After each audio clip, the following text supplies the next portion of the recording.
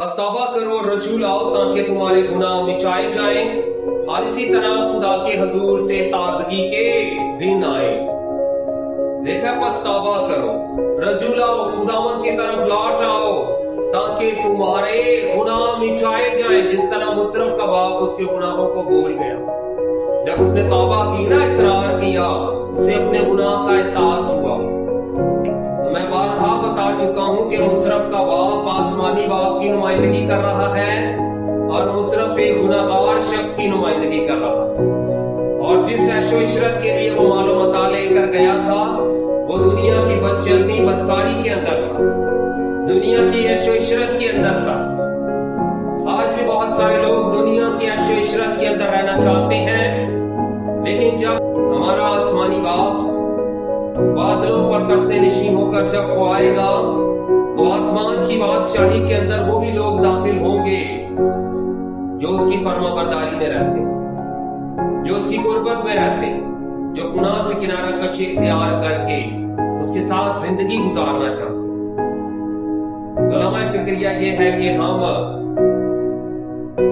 ہمیشہ خداوند میں زندگی گزاریں، اور بہت سارے لوگ جو مصرف کی طرح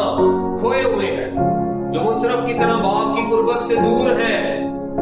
ان کو اس کی حضوری میں لانے کا سبب بنے، کیونکہ پطرس کے خط کے اندر لکھا ہوا ہے کہ خدا کسی روح کی ہلاکت نہیں چاہتا، بلکہ یہ چاہتا ہے کہ سب کی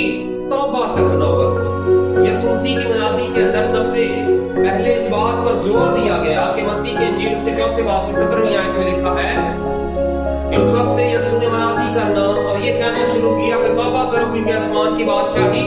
نزدیک آ گئی۔ متی کے انجیل اس کے 3 باب کی 2 آیت میں لکھا توبہ کرو کیونکہ آسمان کی بادشاہی نزدیک آ گئی۔ 3 باب کی 8ویں آیت میں لکھا بس توبہ کے موافق پھل لاؤ، خدا میری اور آپ کی زندگی پاک چاہتا ہے کیونکہ وہ پاک خدا ہے، وہ پاکیزگی کا خدا ہے، وہ کچھ رفتاری پر نگاہ نہیں کرتا۔ وہ مجھ سے اور آپ سے یہ چاہتا ہے کہ ہم پاکیزگی کی زندگی بسر کریں،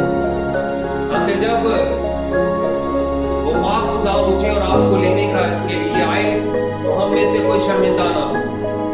اور اس کا لہو ہماری پاکیزگی کا سبب بنتا۔ پہلا یوحنا کام پر اس کے پہلے باب کی 7ویں آیت کے اندر لکھا کہ یسوع مسیح کا لہو ہمیں گناہوں سے کیا کرتا ہے؟ پاک کرتا۔ اس کی قربانی ہمیں گناہوں سے پاک کرتے جب ہم اس پر ایمان لاتے۔ سو خداوند آپ سب کو اس کلام کے